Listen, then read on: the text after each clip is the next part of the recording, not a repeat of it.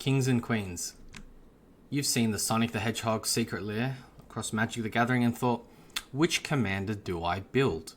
Now, of the 6 shown on the screen, excluding Super State, you've thought, how do I make a choice here? You could go out and buy all of them, like an absolute baller, or you could be a little more tactile about it. My name is Barris the Baristocrat. I cover every single card in the 99 of a deck tech. I'm here to create some spicy brews with you and slap a bunch of memes in the mix. Now, looking at this secret lair and looking at the options we have, before you go and spend your credit card like a mad person, okay, the big 3 have been built to death, okay? We don't want to be like regular old Joe and Jill, okay? We have a look at the other commanders. We've got Tails, okay?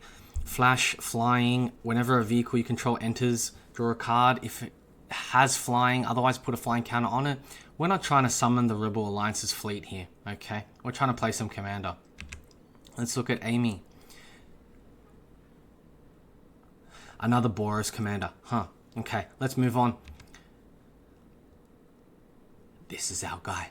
This is our guy. Knuckles the Echidna, the absolute Chad of the group, okay? Let's look at his text in a little more detail because people are building him wrong. Let's read it. Knuckles the Echidna, 4 mana, 2/4 legendary creature, Echidna warrior with double strike, trample, and haste. Whenever one or more creatures you control deal combat damage to a player, create a treasure token. Ooh. And with an alternate win con here, Treasure Hunter, at the beginning of your upkeep, if you control 30 or more artifacts, you straight up win the game, okay? I've done the math. People are building this wrong, okay? They're focusing on the fact that it's 30 or more artifacts.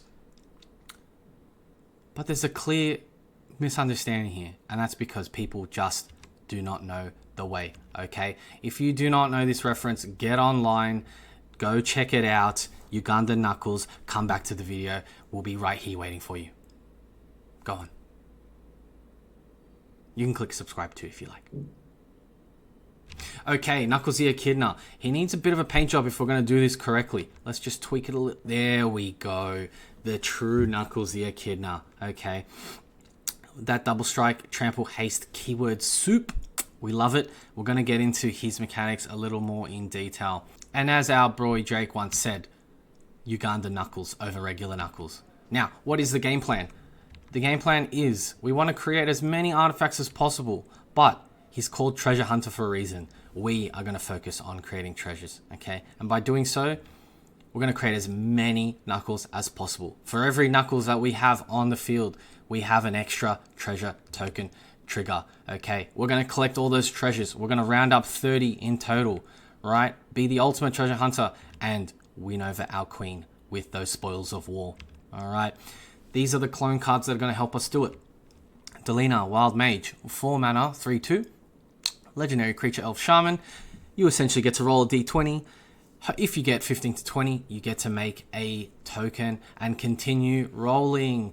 But essentially, you get to create a tapped and attacking token, which will get sacrificed or exiled at the end of combat, okay? It removes the non-legendary function. We don't have to worry about the legend rule in that one. Go-Go, Mysterious Mime, 4 mana, 2/2 legendary creature, wizard.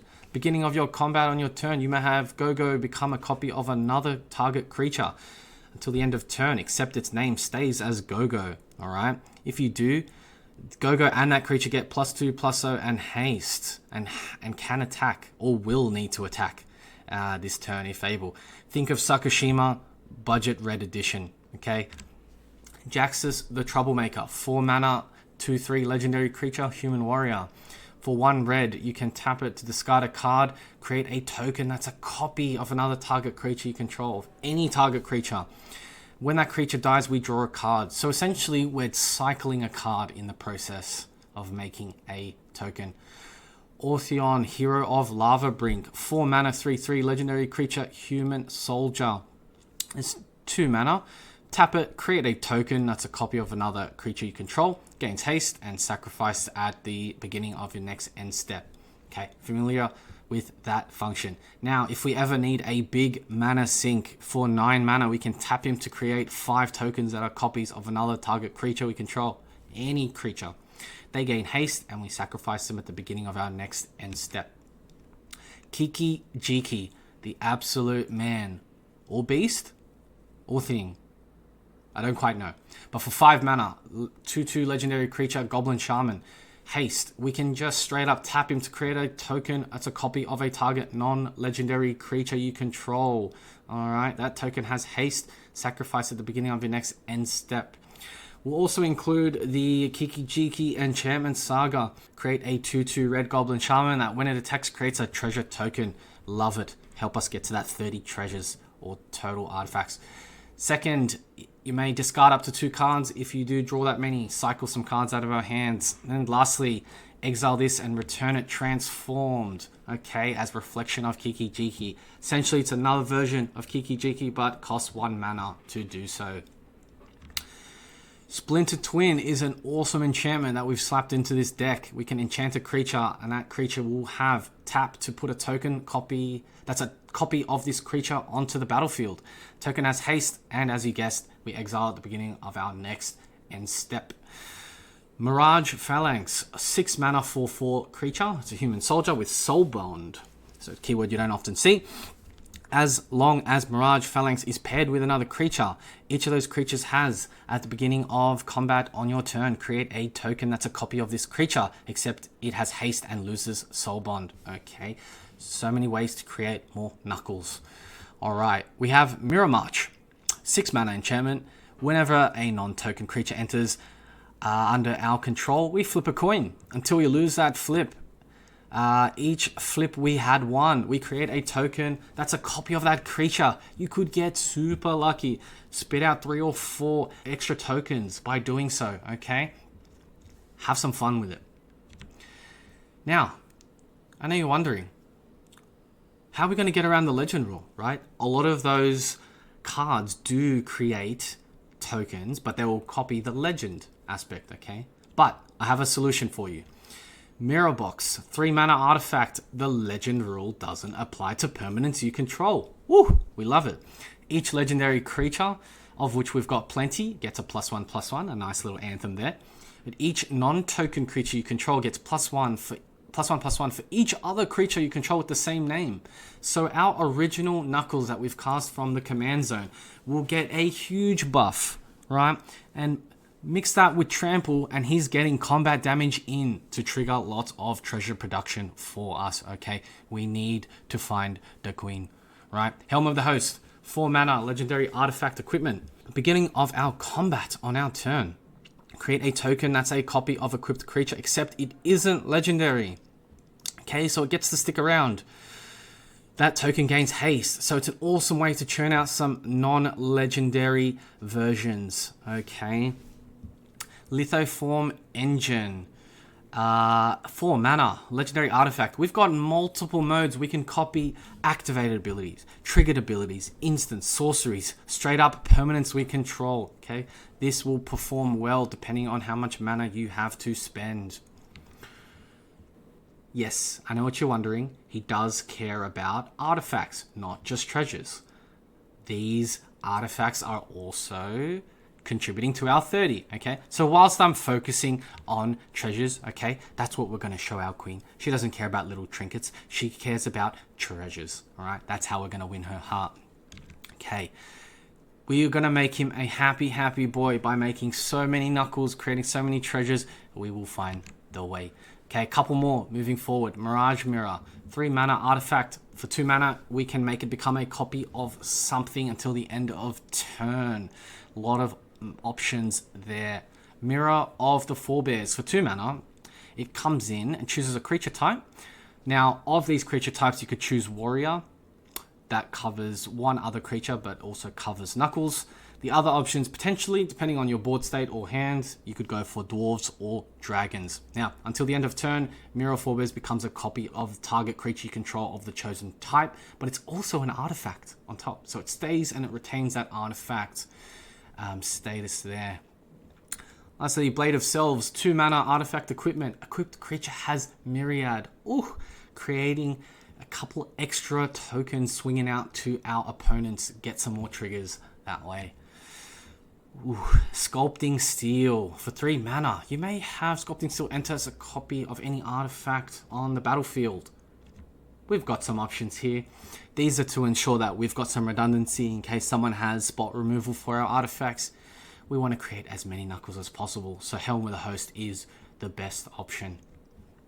We have some cards that copy abilities, okay? Just to re-trigger Knuckles' ability to generate treasures, alright? So Stronic Resonator, whether it's another creature, whether it's Knuckles, you can copy the triggered ability and generate a new treasure or whatever ability that is. The Peregrine Dynamo, okay, for 3 mana, for haste. For 1 mana, you can copy a target activated or triggered ability you control from another legendary source that's not a commander. Roaming Throne, absolute staple. Just basically we'll say any warrior, because we're going to name warrior as our creature type. If a triggered ability happens, we get a second trigger. So all of our Knuckles the Echidna will trigger twice, and Professional Facebreaker, being our other warrior, will also trigger twice.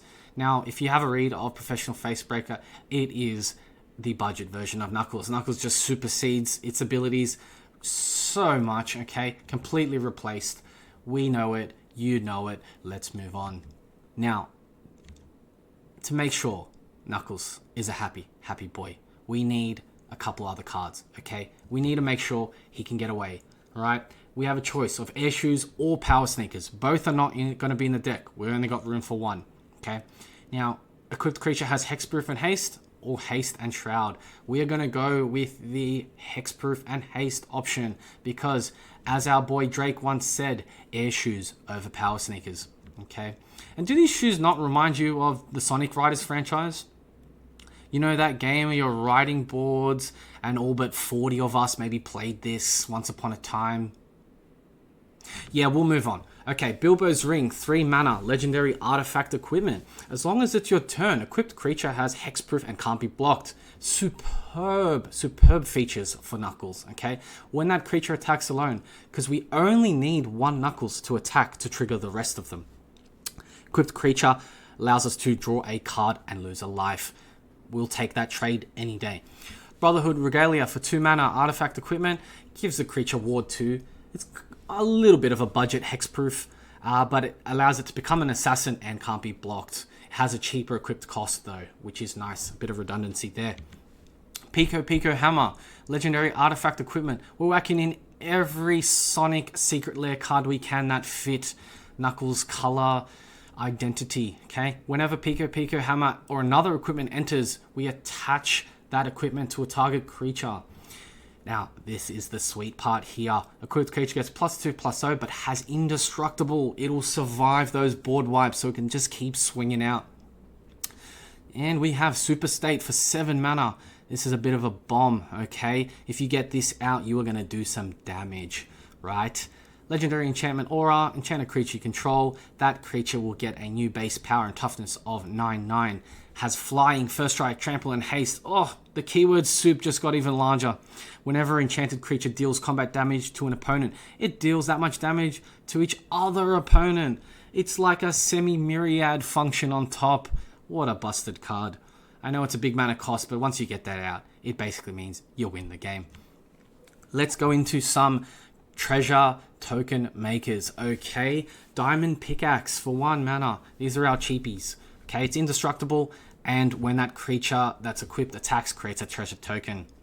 Ragavan, Nimble Pilferer for 1 red mana. It's a 2/1 legendary creature, Monkey Pirate. When he deals combat damage to a player, creates a token and exile the top card of that player's library. You get a chance to cast it if you like it. So, start of your turn, if there's nothing you want to cast before combat, go straight to combat. If you can get some damage in with him, see what you flip. Maybe you might cast it. You might steal a Cultivate or a little mana ramp. You never know. Generous Plunderer, okay, for 2 mana, it's a 2/2 creature, human rogue with menace. Beginning of your upkeep, you may create a treasure token, alright? When you do, a target opponent also creates one. Totally fine. You can barter and buy some will from the player that's lagging behind, you know. Build that alliance there if you need to, okay. Whenever Generous Plunderer attacks, it deals damage to defending player equal to the number of artifacts they control. Another way to squeeze out some more damage, okay. Magda, Brazen Outlaw. She does work in this deck. She's, for 2 mana, a 2/1 legendary creature, Dwarf Berserker. Other dwarfs you control get +1/+0. Not super relevant. We've only got 1 or 2 in the deck. But whenever a dwarf you control becomes tapped, including herself, create a treasure token. We need those. We can also sacrifice 5 treasures to search our library for any artifact or dragon. And boy, we got a couple of big dragons in here. Put it straight onto the battlefield, then shuffle your library. You will want to use this ability. You might think 5 artifacts is a heavy chunk, but you will ramp into so much more treasure production with this. Absolute banger in the deck. Knuckles Gloves for 3 mana. Legendary artifact equipment. Crypt creature gets +1/+1, has trample, but when it deals combat damage to a player or planeswalker, create that many treasure tokens, okay? If you can trample over the top, get quite a lot of damage, you're creating a lot of tokens. Academy Manufacturer is the only token producer that's not producing treasures, because what it says is anytime we make treasure token, we're creating a clue and food token as well. Reason being is those food tokens, we might actually need to crack those to generate some life gain, make sure we can stay alive long enough for our engine to kick off. Gloin, Dwarf Emissary for 3 mana, 3/3 legendary creature, Dwarf Advisor. Whenever you cast a historic spell, create a treasure token, and it only triggers once each turn. However, we have a multitude of artifacts, legendaries, and we've got the ability to tap him to sacrifice a treasure to goad a target creature.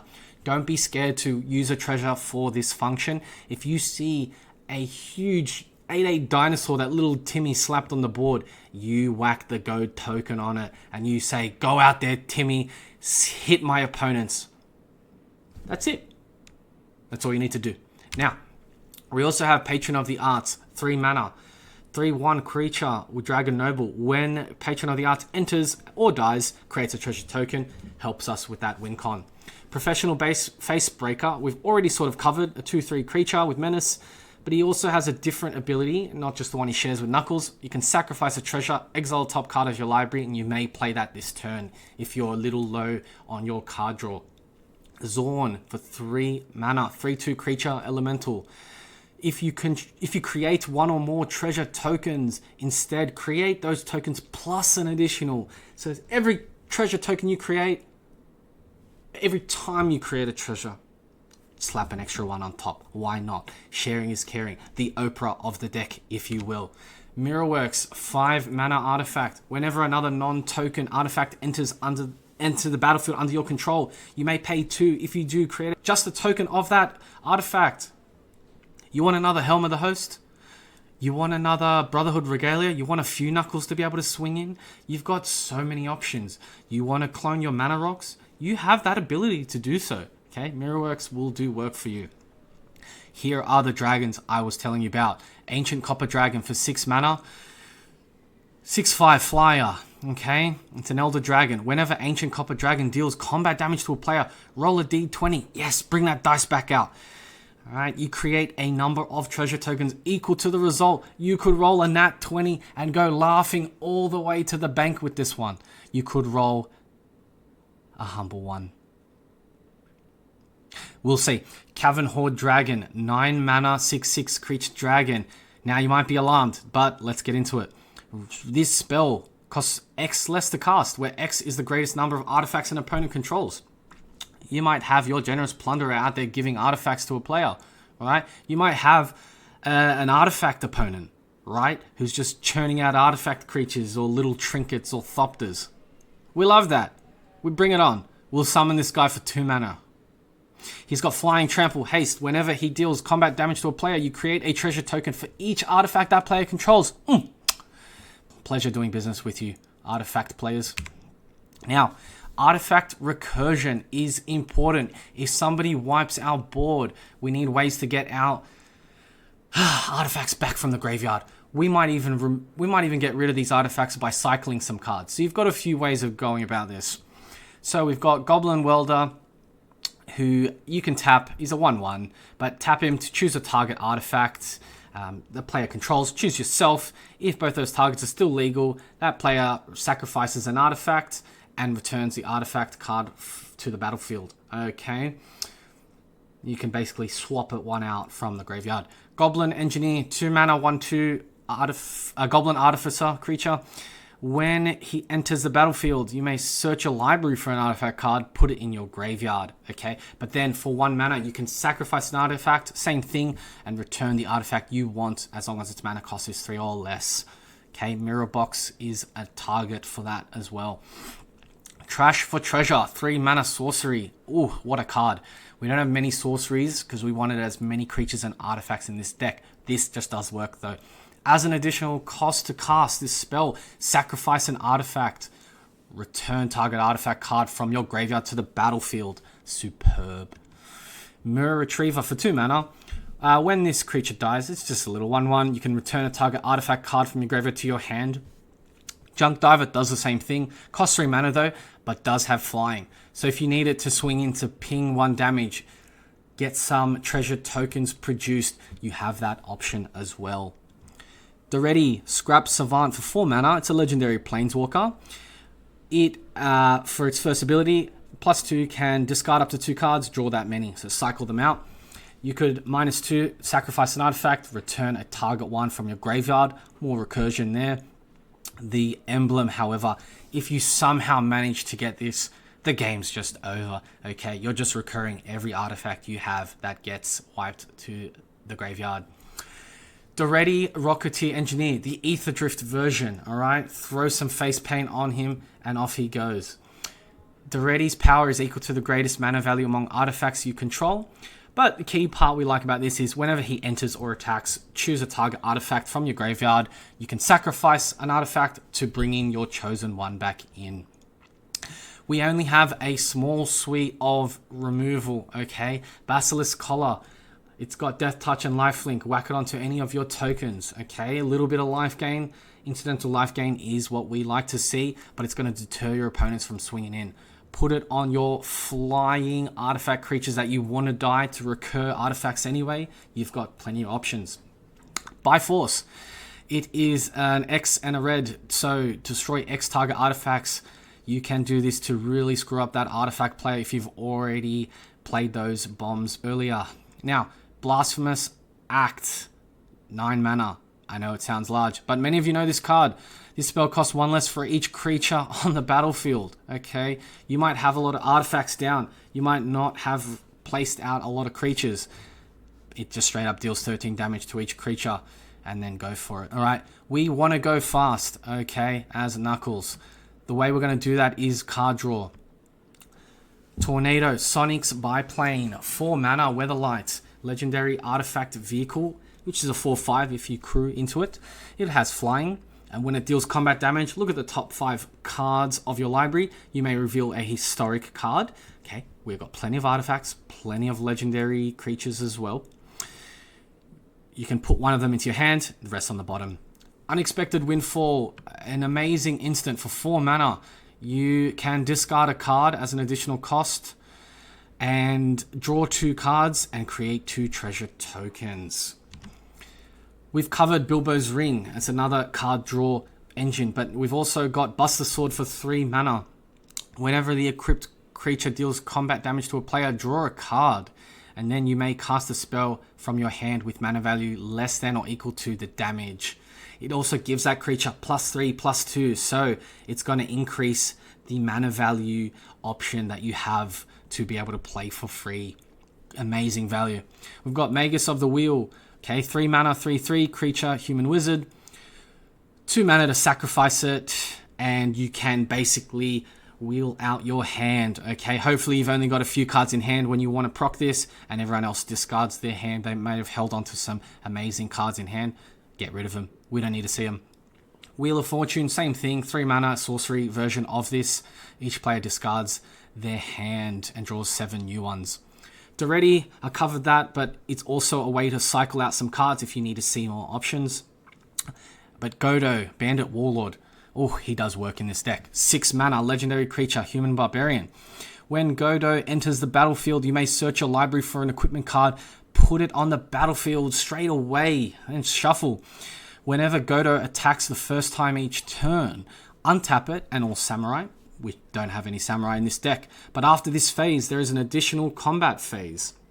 A great way to sneak out more damage to a player. There could be a player at your pod that just doesn't have ways to block your creatures. So this is a way where you can attack with one creature, say Godo, attack, get the triggers, and then on the second combat phase, attack with one of your Knuckles to trigger more of your treasure production.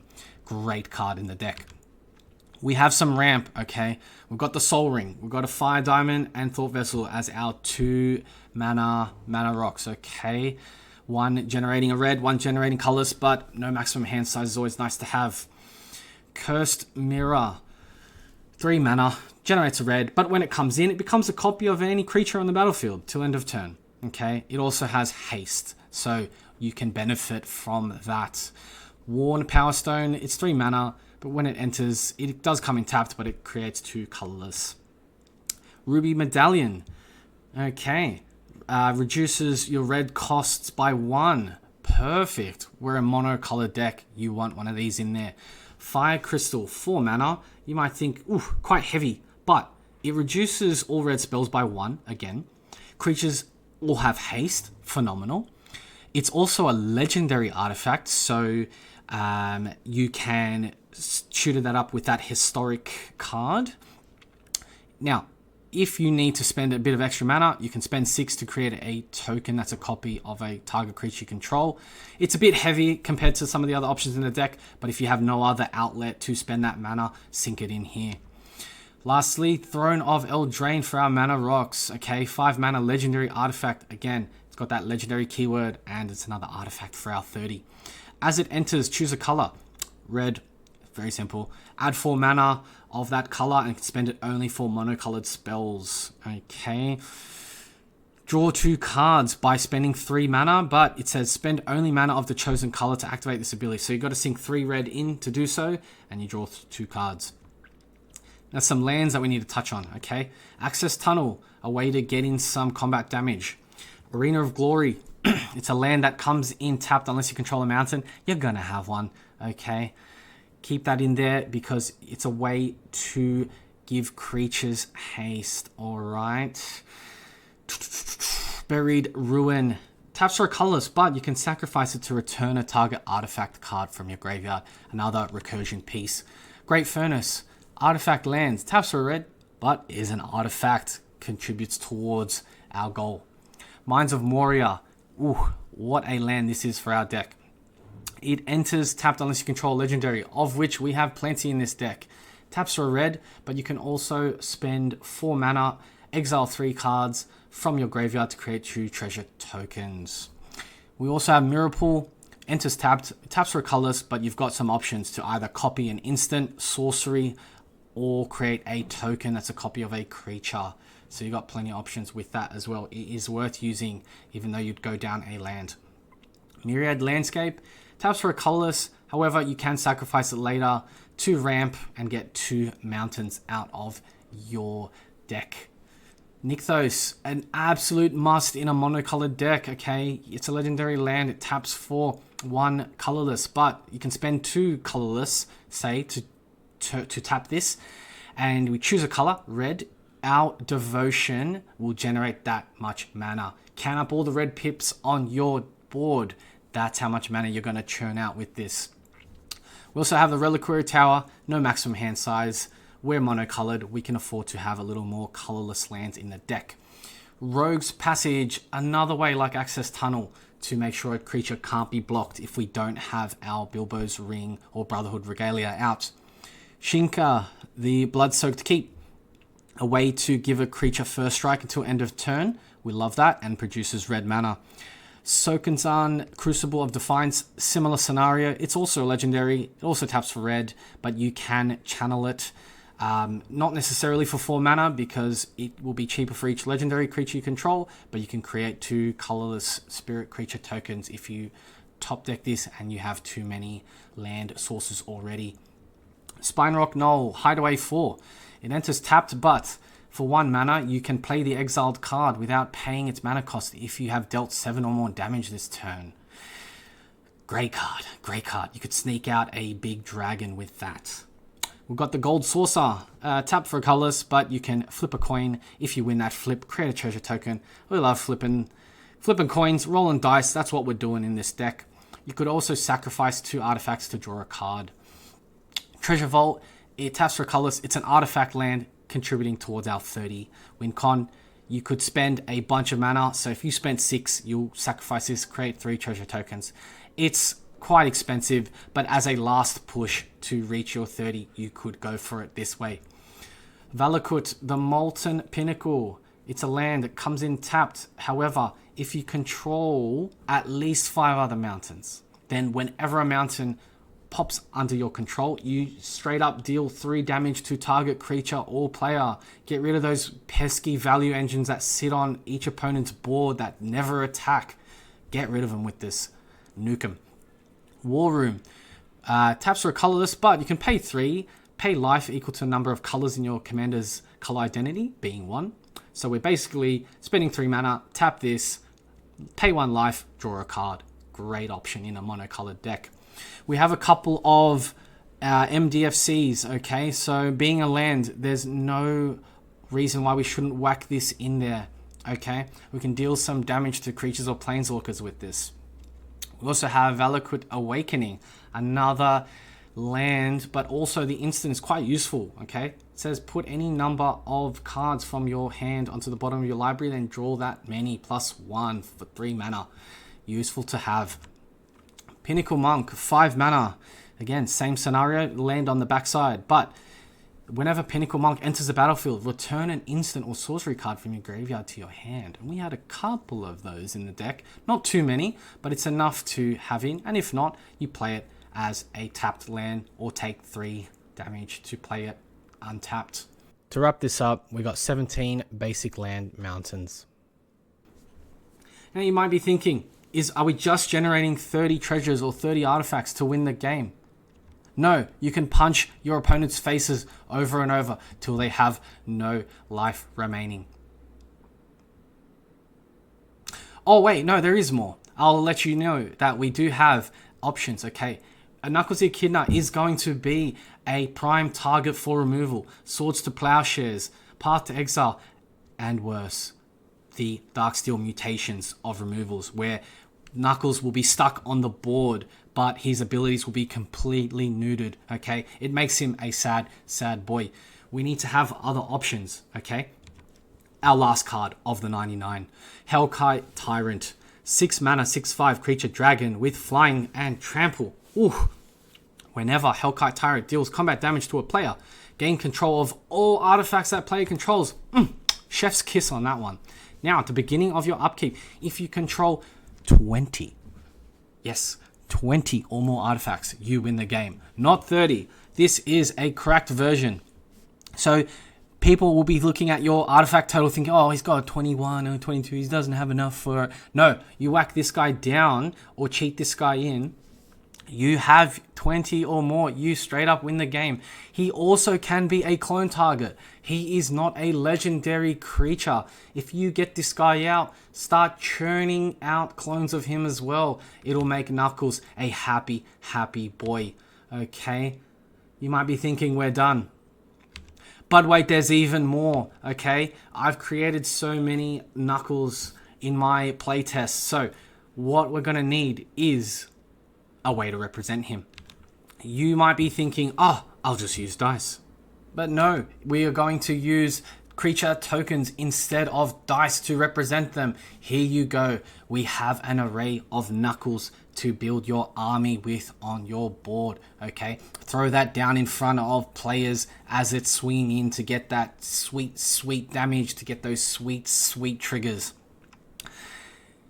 You can pick which one you like most. If not, print them all, make it be a lucky dip as to which one you summon at each time you create a treasure token. Okay, these tokens will be in the Discord. I'll provide links to that below, and there's ways in reaching that. Okay, you might be thinking, why is there another bot on my screen? Because there's even more. Okay, I've also created some lands for you. Okay, swap those basic mountains out, get these Knuckles mountains in. Okay, again, pick the one you like most or pick all of them. There's 7 there, print 3 or 4 of each and off you go.